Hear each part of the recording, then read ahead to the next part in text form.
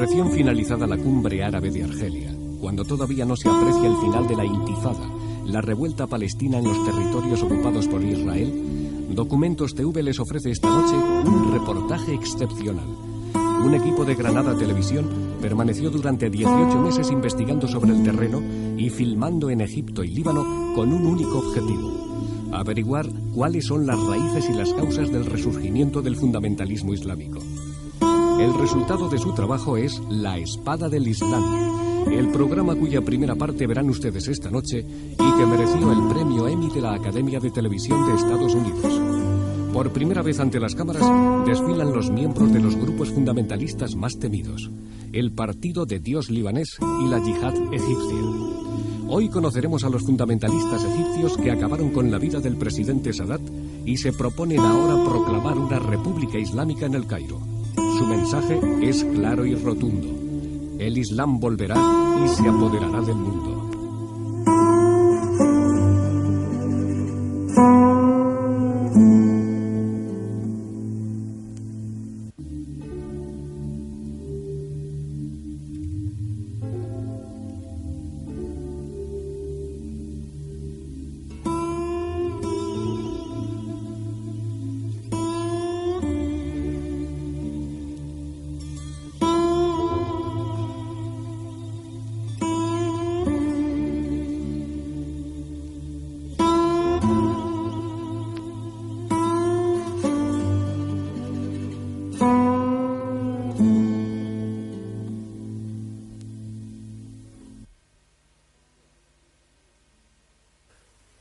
El Islam es una religión caracterizada por una inquebrantable fe en un Dios lleno de piedad, compasión y justicia. Tú a 847. Están pegando a los pasajeros. Están pegando a los pasajeros. Ahora amenazan con matarles. Tenemos que aterrizar en Beirut. Son asesinos, atracadores y ladrones. Odian a todos los occidentales. Su objetivo es islamizar al mundo. Y como no nos defendamos bien, pueden conseguirlo. El verdadero Islam no priva a los inocentes de su libertad. El verdadero Islam reconoce la libertad dada por Dios. El verdadero Islam implica piedad, compasión y justicia.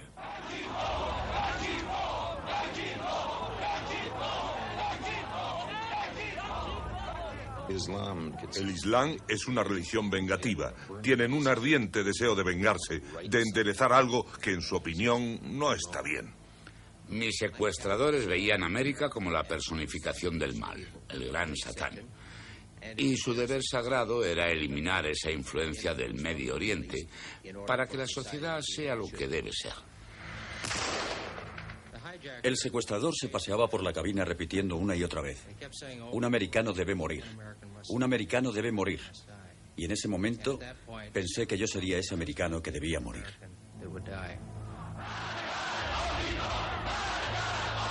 Son gente implacable y sin embargo dicen que son un pueblo tolerante y comprensivo. A mí todo eso me parece una sarta de mentiras. Nunca había visto nada parecido. Nunca pude imaginar que alguien pudiera odiar como odia a esa gente. Honrad a Dios y mostrad al mundo que la compasión, la justicia y la misericordia son más fuertes que la espada. No hay en el siglo XX fuerza más potente que la del Islam. Es el grupo religioso que crece con mayor rapidez. Pero el Islam es una religión tumultuosa. En otro tiempo, una de las fes más tolerantes, hoy presenta a quienes la ven desde fuera una cara nueva y amenazadora. 600 años después de las cruzadas, las fuerzas del Islam están de nuevo en guerra contra Occidente. Estos son los nuevos guerreros del Islam. Su número aún es reducido, pero ellos se ven en la cresta de una ola musulmana que barrerá un mundo corrupto y decadente. El mundo occidental los ve simplemente como fanáticos y terroristas. Este programa trata sobre ellos. Nos han traído muerte y destrucción y muy poco sabemos por qué. ¿Por qué estos jóvenes secuestran y asesinan, luchan y mueren en nombre del Islam? ¿Y por qué odian a Occidente?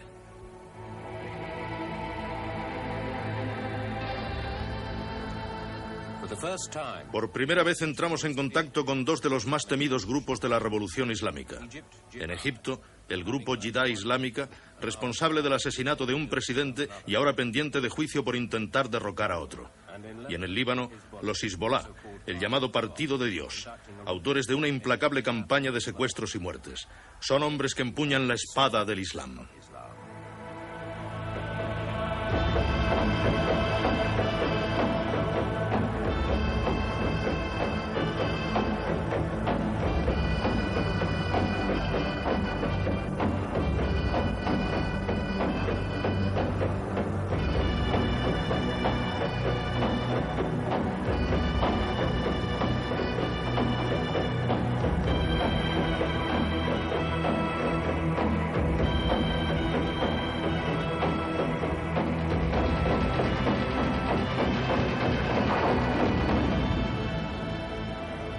La espada del Islam.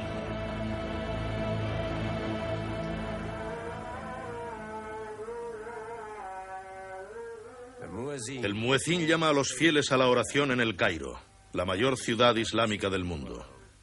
Abajo, en sus calles, el Cairo es una ciudad a punto de estallar. 14 millones de personas se hacinan en un lugar construido para 4 millones.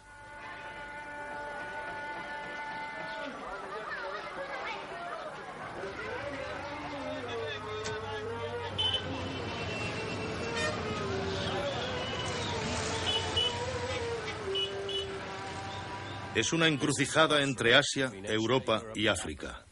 Una ciudad que bordea 3 continentes y no pertenece a ninguno. En el Cairo, todas las tensiones entre el este y el oeste, entre el mundo rico y el mundo pobre, las mismas fuerzas que han dado vida al nuevo Islam, están expuestas a la vista de todos. Esta tarde, toda la ciudad observa con ansiedad la puesta de sol. Desde la antigua fortaleza de Saladino se señalará el momento que los musulmanes de todo el mundo han estado esperando, el final del último día del Ramadán.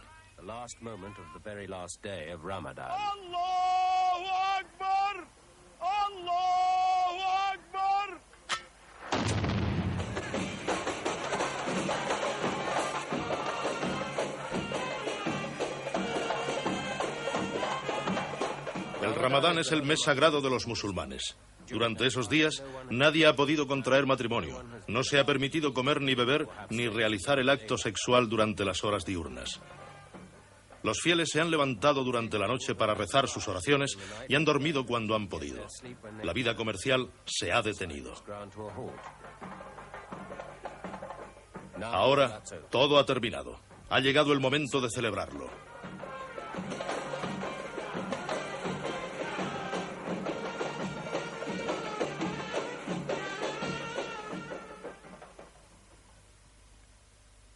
Para otros, este equivalente musulmán de la víspera de Año Nuevo es época de plegarias y contemplación.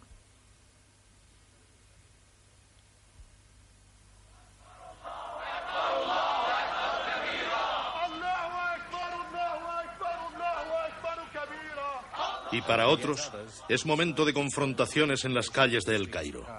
La posibilidad de lograr otra pequeña victoria en el camino hacia una república islámica.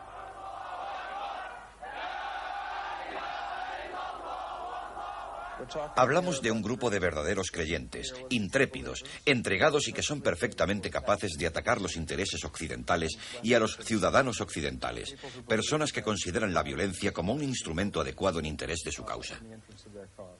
El fundamentalismo moderno ha desencadenado una nueva fuerza política en el mundo. Estos extremistas son peligrosos, su número es reducido, pero representan un importante sentimiento de rabia y frustración de otros muchos millones de musulmanes. El Islam es un árbol que se fortalece y se nutre con la sangre de sus mártires. El Islam volverá y conquistará el mundo.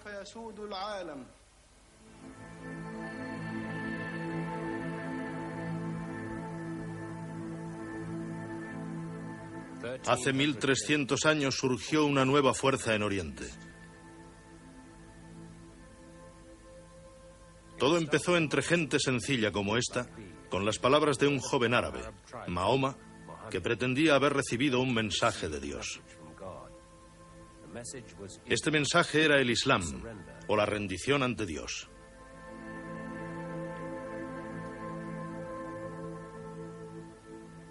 Cien años después, la fe islámica se había extendido por todo el mundo. Ninguna otra religión había crecido tan rápidamente. Para estas gentes, el Islam era algo más que una religión. Les ofrecía unas normas para gobernar cada aspecto de sus vidas. La vida casera, la familia, la política, la ley y el orden. Todo ello formaba parte del mensaje del Islam. Egipto fue uno de los primeros países que sucumbieron, convirtiéndose en la nación más rica y abundante de un imperio islámico que haría palidecer al romano en sus momentos de mayor esplendor y que más adelante llegaría hasta las puertas de París. En el siglo XI, el Cairo era la joya del Islam, un centro mundial de cultura, arte, industria. Después todo aquello desapareció. Durante cientos de años los musulmanes fueron rechazados, invadidos, vencidos.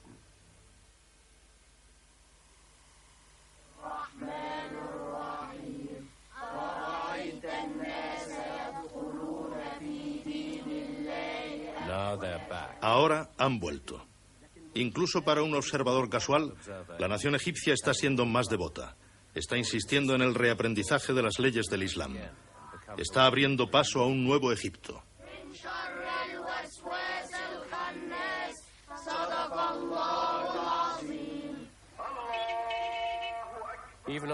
Hasta en los más crudos días del invierno, verdaderas muchedumbres salen de las mezquitas inundando las calles de la ciudad. Para los occidentales, el estado más moderno del Oriente Medio está decidido a volver la espalda al siglo XX.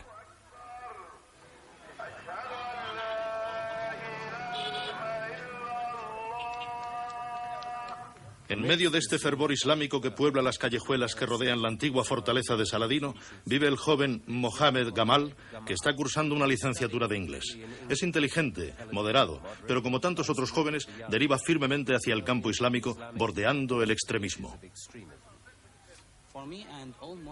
Para mí y para todos los musulmanes, el Islam es una forma de vida. No es solo orar en las mezquitas, es algo que cubre todos los momentos de nuestra vida, desde que nos levantamos hasta que nos acostamos. Hay 5 reglas que Mohammed y los musulmanes deben obedecer. Deben ayunar durante el mes santo del Ramadán. Deben hacer una declaración diaria de que solo hay un Dios y Mahoma es su profeta. Deben intentar ir de peregrinaje a la Meca al menos una vez en la vida. Y deben ceder parte de sus ingresos a los pobres. Pero por encima de todo, deben rezar. Y las plegarias del viernes cuentan más que las del resto de la semana a los ojos de Dios.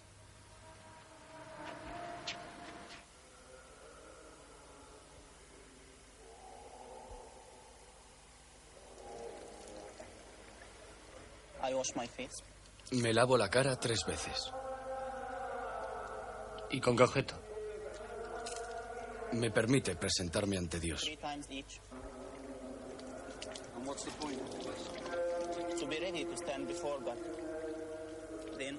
Después me limpio el pelo 3 veces. Y también las orejas.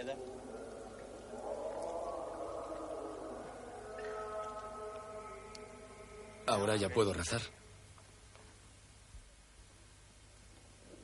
En esta lobreguez sepulcral, un cristiano o un judío se sentirían como en casa. Podrían reconocer muchas semejanzas con su propia fe. Incluso los nombres son los mismos. Abraham y Jesucristo también son parte del Islam. Mahoma fue simplemente el último y más grande de los profetas según los musulmanes. Sin embargo, hay una diferencia. Si el Islam es una forma de vida completa, debe incluir la política, la forma en que gobernamos nuestras vidas. Para un musulmán, la política, la economía, los temas sociales son parte integrante de su religión, como lo es rezar en la mezquita. Por este motivo, Mohammed, al igual que otros jóvenes musulmanes, dice que deben tener un Estado islámico donde el gobierno y las leyes estén hechos por musulmanes para los musulmanes. Por encima de todo está la orden de Dios. Debemos obedecer a Dios cuando nos pide que apliquemos las normas islámicas que nos ha dado. Si aplicamos esas normas, quedarán resueltos la mayoría de nuestros problemas. Sin embargo, a nosotros nos parece que esas normas eran más indicadas para la sociedad primitiva en que fueron dictadas que para el siglo XX. A la ley islámica se le critica una innecesaria dureza, especialmente en lo que se refiere al trato dado a las mujeres. ¿Cómo se castigaría a una prostituta según el sistema islámico? Si está casada, con la pena de muerte, por supuesto. Si no está casada, se la azotará y expulsará del país durante 1 año. ¿Y a un ladrón? A un ladrón, sí. Existe una determinada suma de dinero. Si el ladrón roba esta suma, que ahora no recuerdo a cuánto asciende, se le cortarán las manos. Desde nuestro punto de vista, reconocemos que es un castigo muy severo, pero si se aplicara, a muchos ladrones se les quitarían las ganas de robar. Para una mente occidental, sería un acto considerado bárbaro cortarle las manos a un ladrón. Sí, eso parece desde el punto de vista general, pero no es tan severo como parece, porque si se aplicara a 1 o 2 ladrones, el resto dejarían de serlo. ¿Y no sería un poco brutal para esos 2 ladrones servir de ejemplo a los demás? Si sirviera de ejemplo a los demás, no me parecería una gran pérdida. Pero dejar vivir impunemente a los ladrones en una sociedad, dejar que se apropien de lo ajeno sin ser castigados, eso sí que es completamente inaceptable, no solo en los países islámicos, sino en todo el mundo, creo. ¿En qué se distinguiría un Estado islámico del Egipto actual? Por ejemplo, no vería usted clubs, ni salas de fiesta, ni casinos, ni bares. También se debería azotar a los musulmanes que beben vino. No hay ninguna necesidad de beber vino, porque al emborracharse, el hombre pierde su mente, que es lo único que le eleva por encima de los animales. Si uno bebe vino, se está degradando hasta el nivel animal.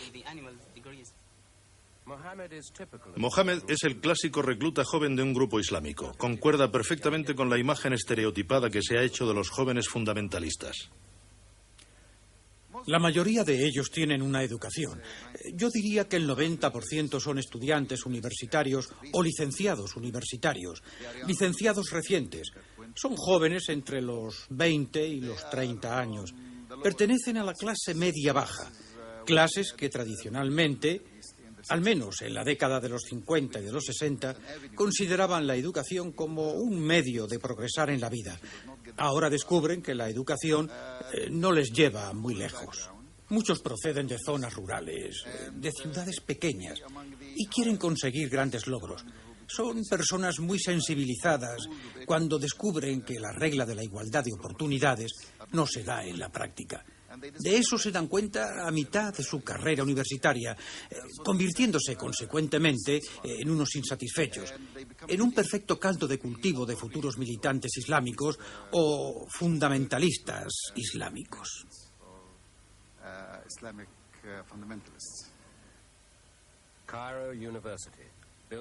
La Universidad de El Cairo fue construida en 1920 para proporcionar a la clase media egipcia una educación europea.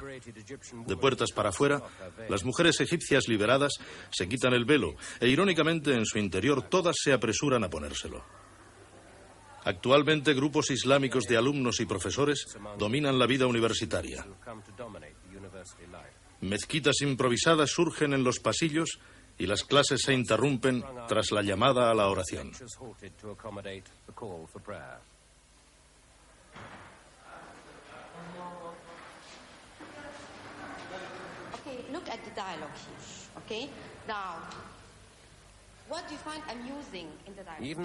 Incluso la rama tradicionalmente más liberal y occidentalizada observa el código islámico respecto al atuendo, y hay una inconsciente segregación de sexos en las clases.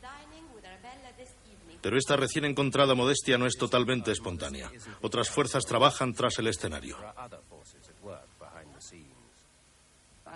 Le pregunto, ¿prefieres ser guapa o sexy?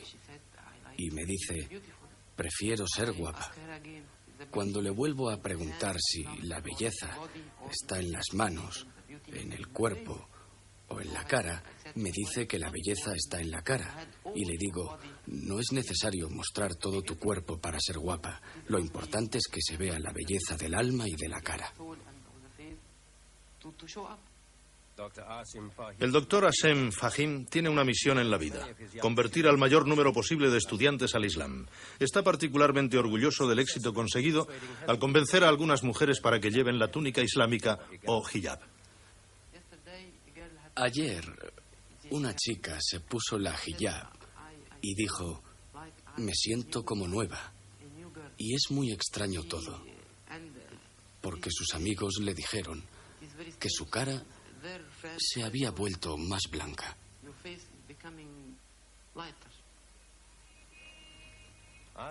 Las conversiones de Asim subrayan un hecho muy importante. Hace 10 años muy pocas mujeres egipcias se molestaban en vestir según manda el Islam. Ahora el 70% han adoptado el velo y se cubren cabello, brazos, piernas y a menudo sus caras. ¿Pero por qué vuelven los jóvenes al Islam? ¿Por qué en las ciudades del este están surgiendo mezquitas constantemente?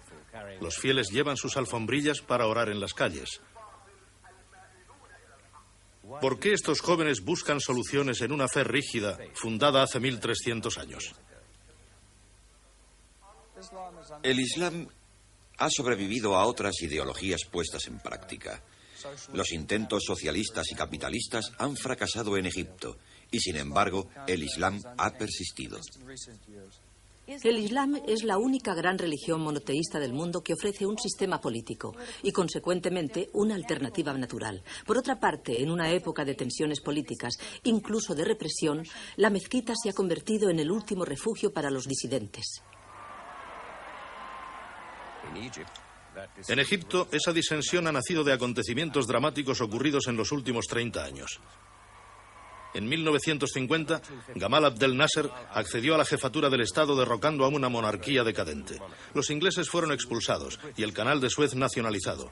Un sentimiento de orgullo nacional invadió a los jóvenes musulmanes. Nasser era un héroe. Sí, Nasser pensamos que era nuestra gran esperanza.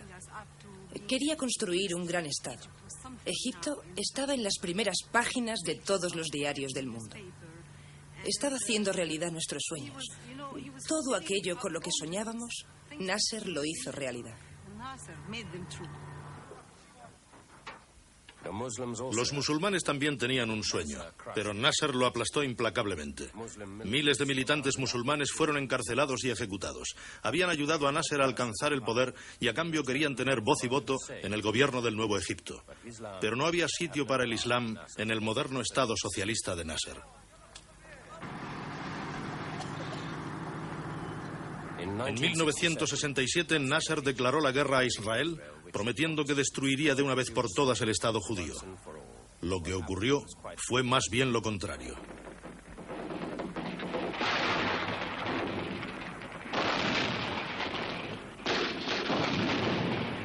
En solo 6 días, el ejército israelí derrotó a los egipcios.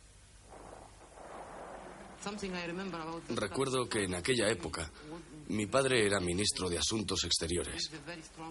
Es un hombre muy fuerte. Nunca ha sido un sentimental. Pero cuando nos vencieron, vi cómo cogió el Corán y salió a una terraza a leerlo. Por primera y última vez, vi llorar a mi padre. Entonces supe lo que era ser derrotados. Pensé, este no es nuestro país. Vi la catástrofe en la cara de mi padre. Nosotros, que éramos la primera nación del mundo árabe, ahora estábamos hundidos. Desde entonces nunca volví a confiar en Nasser. El intento socialista de Nasser había fracasado.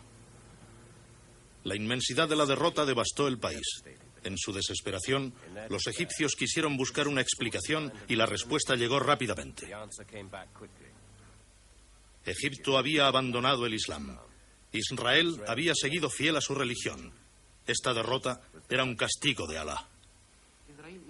Israel es el único país del mundo en el que el 100% de sus habitantes son judíos. Ellos luchaban por su religión y nosotros por el comunismo, por la igualdad, por cualquier cosa excepto por nuestra religión. Cuando Nasser murió, su sucesor Anwar el-Sadat no tardó en explotar este nuevo sentimiento religioso. Un viernes por la mañana en un diminuto pueblo a 15 kilómetros del Sinaí. El presidente de Egipto se une a los aldeanos en su plegaria. Sadat se encuentra muy a gusto entre sus gentes. Ahora mismo parece totalmente desconectado de las preocupaciones inherentes a su responsabilidad de mandatario. Su fe es profunda pero sencilla. Es una fe que le acerca a los que sufren. Esta era la imagen pública que Sadat cultivaba cuidadosamente. El devoto musulmán. A partir de entonces se le vería orar semanalmente. El presidente era un creyente muy sui generis. Nosotros íbamos a la mezquita todos los viernes. Y él cuidaba mucho de que enviados de todo el mundo le grabaran y filmaran mientras se suponía que oraba fervientemente a Dios. Era muy divertido. Nadie se lo creía, claro, porque estaba actuando. Para Sadat, el Islam no fue más que un elemento que le convenía. Llegado el momento, lo rechazaría de plano para revelar sus verdaderas intenciones.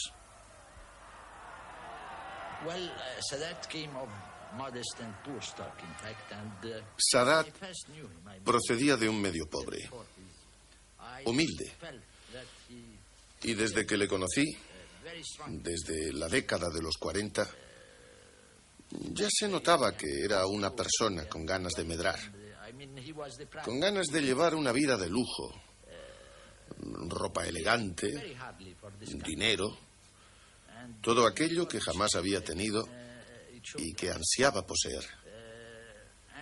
Y cuando tuvo la oportunidad de alcanzar todo esto, se le notó enseguida.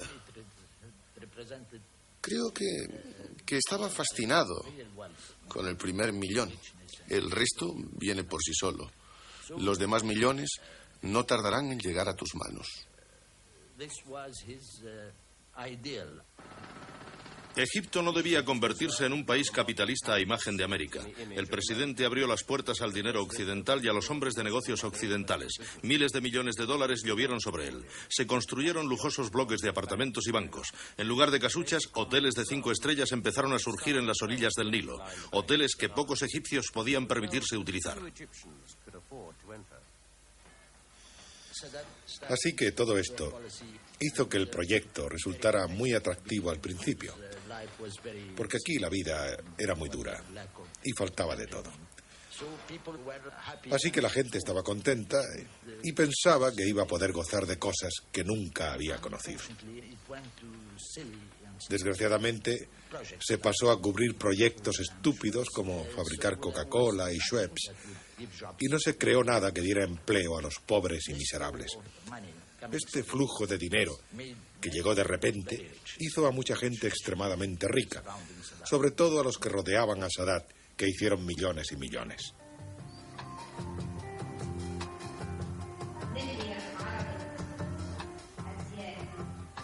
Con Sadat, Egipto se fue haciendo demasiado nacionalista. Por un lado, una élite muy rica que exhibía su nueva fortuna y copiaba las costumbres de Occidente. Abrió la puerta a toda clase de especulaciones. Facilitó que algunos se enriquecieran con demasiada facilidad, que surgieran mafias como hongos. Aquí las mafias tienen un dicho, y es que una vez que has conseguido tu primer millón, has conseguido tu primer conejo, porque una vez que has pasado del primer millón, los conejos proliferan fácilmente.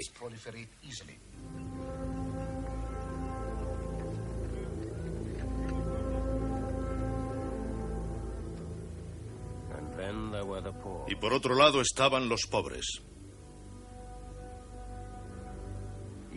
Egipto estaba sufriendo un gran cambio social.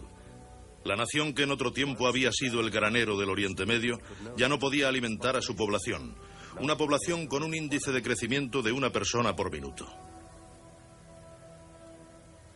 Al no poder sobrevivir en el campo, miles y miles de familias llegaban a la ciudad en busca de trabajo y sustento.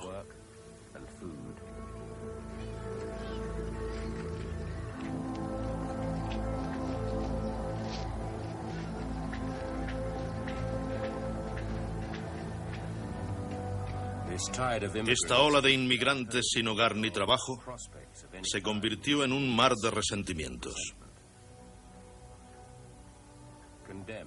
Condenados a la miseria en una sociedad que premiaba la corrupción y la avaricia, el Islam se convirtió en su voz. Cuando hay gente que sin motivos justificados se enriquece, mientras otros siguen en la miseria, una forma de transformar las frustraciones en virtudes es explicar tu comportamiento en términos religiosos. Cuando dices, yo soy un puritano y hago esto y lo otro porque lo ordena el Corán, eso es justificar que no acepto esto o lo otro porque no soy capaz de hacerlo, porque no tengo medios. Aquellos que no pueden enriquecerse y quieren seguir fieles a su religión. Una mujer es digna cuando lleva una túnica larga. Y por otro lado, resulta que tampoco tiene medios para vestirse de otra forma. Es una manera de inmunizarte contra frustraciones de la política, de puertas abiertas, cuando no consigues acceder al grupo de élite. Los nuevos musulmanes surgidos de este sentimiento de frustración eran jóvenes y militantes. Culpaban a Occidente y a su perniciosa influencia de todos sus males. Mohammed Islam Buli se convertiría en el jefe del grupo musulmán más fanático, la Yihad Islámica. Occidente se opone tajantemente al Islam. ¿Cuál es el motivo? No lo sé, pero ocurre desde hace mucho tiempo. Desde la época de las cruzadas, en vez de una guerra con armas, utiliza la táctica de invadirnos con sus ideas. Occidente nos ha traído la corrupción, las mujeres desnudas, el alcohol, incluso los menores detalles, nos han sido impuestos por Occidente, como si Occidente fuera Dios. ¿Dónde está la llamada cultura occidental? Si se tratara de ciencia o de educación, les daríamos la bienvenida. Pero Occidente solo trae corrupción, drogas, heroína, mujeres desnudas, por ejemplo. Son cosas que jamás permitiremos. Hablan de historias realmente terroríficas sobre la vida en Occidente, una vida que piensan que queremos imponerles. Safinas Qasim es una conocida escritora musulmana, en otro tiempo crítica de teatro en Broadway, pero los años que pasó en Occidente solo han servido para endurecer sus opiniones. Vemos que están ustedes obsesionados con el sexo. Por eso, en Occidente se pasean desnudos. Por eso, hombres y mujeres se relacionan en la calle, se besan y en algunos jardines europeos hacen el amor a la vista de todos. Para nosotros eso es una afrenta a la dignidad humana. ¿Por qué habla de anti-islam? ¿Qué ejemplos, qué pruebas tiene? Esta entrevista, sin ir más lejos, le sorprende que un musulmán quiera ser gobernado por el Islam. Y esa sorpresa ya es un insulto. A nosotros no nos sorprendería que a los cristianos les gobernara el cristianismo. Al contrario, nos sorprende que no se rijan por principios cristianos. Ustedes vienen aquí, a tierras de musulmanes, y preguntan por qué queremos que nos gobierne el Islam. Eso ya, en sí, es una pura manifestación de anti-islamismo. Al ir aumentando este resentimiento de los jóvenes musulmanes, Egipto se convirtió en una bomba con una mecha muy corta. En 1977, esa bomba estalló. Con una nación prácticamente en bancarrota a pesar del flujo de millones, Sadat se vio forzado a reducir los subsidios a alimentos básicos. Miles de personas se lanzaron a la calle. Fueron los disturbios más violentos que había conocido el Cairo y Sadat tuvo que dar marcha atrás. Se convirtió en un hombre acosado y decidió hacer la jugada de su vida. A las 8 de la tarde, hora israelí, el avión presidencial aterrizó en el aeropuerto Ben Gurión de Tel Aviv, tras un viaje de 22 minutos, pero que abarcaba 30 años.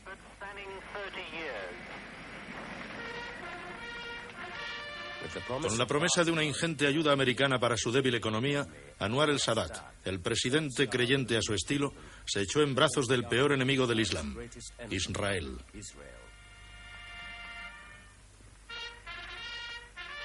Quizás no se diera cuenta de que en ese momento estaba firmando su sentencia de muerte. Buenas noches. Este es un momento histórico. Esta tarde a las 2:11 hora oriental, Egipto e Israel han firmado un tratado de paz. Un tratado que acaba formalmente con 3 décadas de guerra.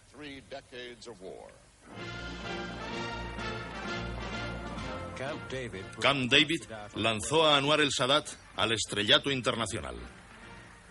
A partir de ahora, todos sus movimientos serían captados por los medios de comunicación occidentales, que le aclamaban como el hombre que, sin ayuda de nadie, había pacificado el Oriente Medio. Sin embargo, existía un gran descontento entre sus más cercanos colegas. Realmente estaba jugando. Jugó y tuvo éxito, convirtiéndose en un gran héroe internacional. Pero confundió todos los conceptos. Y, por supuesto, no resultó. Para los musulmanes devotos, esta paz era un terrible sacrilegio. Jerusalén, el tercer santuario del Islam, quedaba definitivamente en manos israelíes.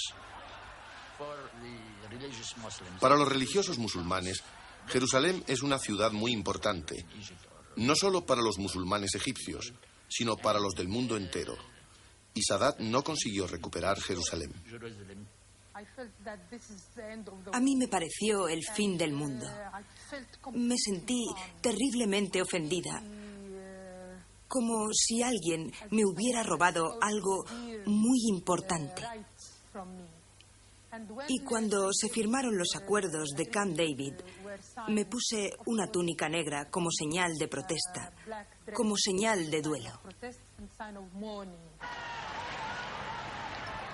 Al extenderse la protesta sobre los acuerdos de Camp David, Sadat inició la represión de los opositores. En un día fueron detenidas más de 3.000 personas. Es una purga. A Sadat se le consideraba el nuevo faraón, un hombre capaz de ignorar las cuestiones islámicas, un hombre capaz de emprender una política exterior rechazada por los musulmanes y un hombre capaz de represaliar sin piedad a los disidentes. Abrí la puerta y de repente me vi rodeado por 7 u 8 personas armadas. Registraron mi casa y al no encontrar nada dijeron: tiene usted que acompañarnos. El doctor Fahim tardó un año en volver a su casa. Le habían detenido por ser un conocido activista musulmán. Durante el interrogatorio se oyeron gritos. Alguien dijo: le están aplicando electricidad. Otro dijo: no, le están quemando con cigarrillos. ¿Sabes por qué lo sé? Porque sabemos diferenciar los gritos. Cuando grita como el silbido de un tren, muy agudo, es que está recibiendo descargas. Cuando grita una vez y se para, es por una quemadura de cigarrillo.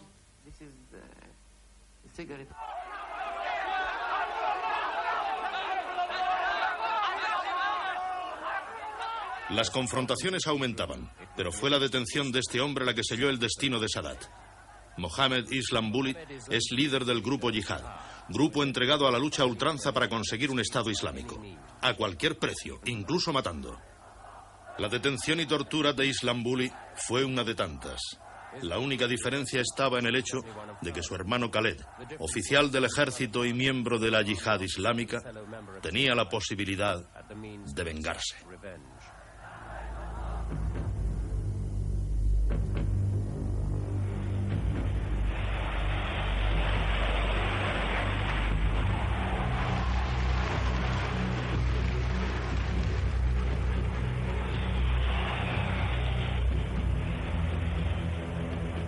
Sadat estaba sentado en su trono y Dios apareció de forma inesperada. Sadat cubría su espalda y Dios le atacó de frente.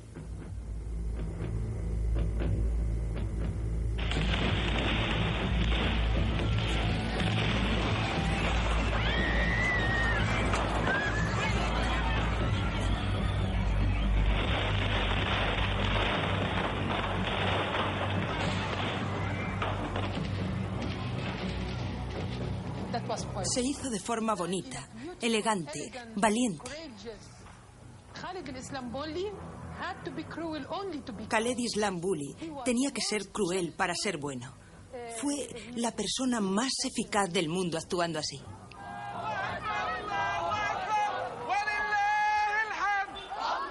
Amanecer en las calles del Cairo. 6 años después del asesinato de Sadat, el grupo autor del atentado prosigue su lucha en pro de un Egipto islámico.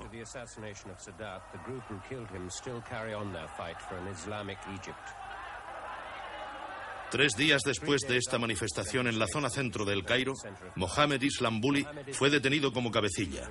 Sigue en la cárcel a la espera de juicio.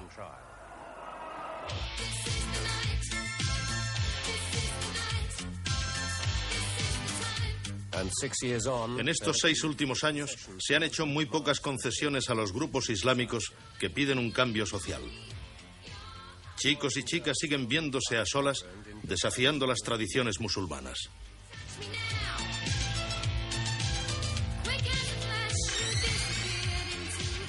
Y a pesar de las revueltas y las explosiones, bares y casinos siguen floreciendo. Los que se pueden permitir entrar en ellos siguen ansiando un estilo de vida occidental con gran desesperación por parte de los militantes musulmanes. Muchos de ellos opinan que Occidente ha vuelto a penetrar con un disfraz. El de las multinacionales, la publicidad y las series de televisión. Dallas, Sueño con Jenny, Dinastía. Todo esto es un insulto a la sensibilidad, a nuestro sistema de valores. Desde luego, no son solo los occidentales quienes introducen estas ideas, sino una parte de nuestra sociedad que adora lo occidental, disfruta con lo occidental, dispuesto a aliarse con Occidente. Y la ira de muchos militantes islámicos va igualmente dirigida hacia los gobernantes, que también se alían con Occidente, así como contra la cultura occidental, la dominación occidental a través de las multinacionales, el World Bank, IMF, y las crecientes deudas que parecen atar de nuevo las manos de la sociedad. Política y socialmente, Egipto está más dividido que nunca. Una serie de disturbios, matanzas y detenciones han incendiado el espíritu de los activistas. Al aumentar la represión gubernamental, el Islam se ha convertido en la oposición al Estado.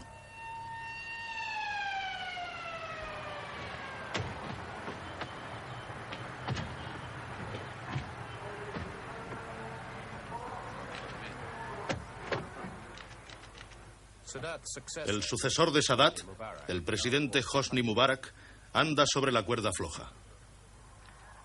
Se enfrenta a las exigencias de los militantes musulmanes, a grupos cuya fuerza y agresividad aumenta día tras día. Por otro lado, Mubarak es consciente de que también debe contentar a los que se oponen a un Egipto musulmán, su gobierno, sus generales y sus aliados americanos. Mubarak ha heredado la afición de su malogrado predecesor. En televisión también cultiva la imagen del presidente creyente. Pero incluso en la mezquita no descuida su protección. Recientemente fueron detenidos 30 miembros de la yihad islámica por un intento de derrocar su gobierno. La sombra de Sadat sigue estando presente. Mubarak sabe que tarde o temprano también tendrá que recortar los subsidios a los productos alimenticios para salvar a su país de la quiebra. Ello podría desencadenar esa explosión callejera que los militantes musulmanes están esperando. Esta gente se está extendiendo clandestinamente. Están ganando adeptos día a día y pueden surgir en cualquier momento causando problemas bastante serios. Con las masas, quiero decir. No sé cuál sería la forma adecuada de manejar a estos grupos. Pero mientras la economía siga causando estos problemas sociales, estos grupos van a seguir buscando soluciones en la religión. La amenaza es muy importante, en mi opinión. Es la única vía de escape para su sentimiento de frustración. Y mientras no se demuestre que puede haber otras soluciones a corto plazo, la gente seguirá refugiándose en el Islam, dé resultados o no. A 3 kilómetros del lugar en que reza Mubarak, algunos de sus más terribles enemigos mantienen una reunión secreta. Son miembros de la yihad islámica y muchos de sus hermanos, como ellos los llaman, están encarcelados. Pero otros tantos siguen en libertad y se reúnen en pequeñas mezquitas como estas. Para estos jóvenes, Irán es su ideal y América su enemiga. Han asesinado a un presidente y se preparan para matar de nuevo. Debemos conseguir nuestros objetivos a cualquier precio, a costa de cualquier sufrimiento. Dios te ha dicho que es dueño de tu cuerpo y de tu alma. El cielo es tuyo, estás luchando por Dios. Mata y muere. El miembro de Yihad está dispuesto. Incluso le hace feliz utilizar la violencia para recuperar el paraíso perdido. El miembro de Yihad Islámica, por su impaciencia, por su falta de sensatez política, está dispuesto a implantar el Estado Islámico, aunque tenga que destruir muchas de las instituciones existentes, aunque ello suponga el sufrimiento de muchos, aunque suponga la muerte de muchos. Los grupos islámicos están preparados para recurrir a la violencia. Tenemos que presionar y presionar hasta que esto explote. Están deteniendo a jóvenes musulmanes. Dios nos ha ordenado que emprendamos una guerra santa. Dios y el profeta nos han dicho que construyamos un Estado islámico. Debemos sacrificarlo todo. Debemos sacrificarnos nosotros para lograrlo, aunque esto implique que tengamos que morir por nuestra fe.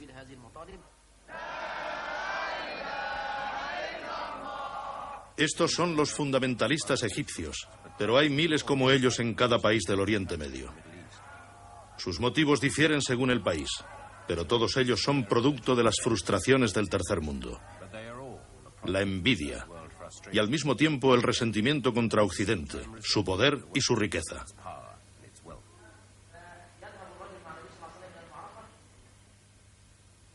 Tienen un sueño, un mundo donde un gobierno islámico, algo que aún no ha existido, que no se ha aprobado, solucione todos sus problemas. Según dicen ellos, gracias al Islam, los pobres prosperarán y serán fuertes. Irán les ha mostrado el camino. Irán ha realizado nuestros sueños. Lo que ha pasado en Irán debería pasar en todas partes. ¿Por qué lo dice? Lo digo porque han conseguido lo que queremos. Se están gobernando según el Islam. Nosotros queremos gobernarnos según el Islam. El Islam volverá, por mucho que se opongan los ateos, los americanos o los rusos. Les guste o no. Le guste a Mubarak o no. El Islam volverá cueste lo que cueste. Queremos construir un Estado islámico aunque nos cueste la vida. El Islam es un árbol que se nutre de sangre y crece sobre terrenos áridos. El Islam es un árbol que bebe la sangre de sus mártires. El Islam volverá y regirá el mundo. ¿Son solo las palabras de un pequeño grupo de fanáticos o representan una amenaza real?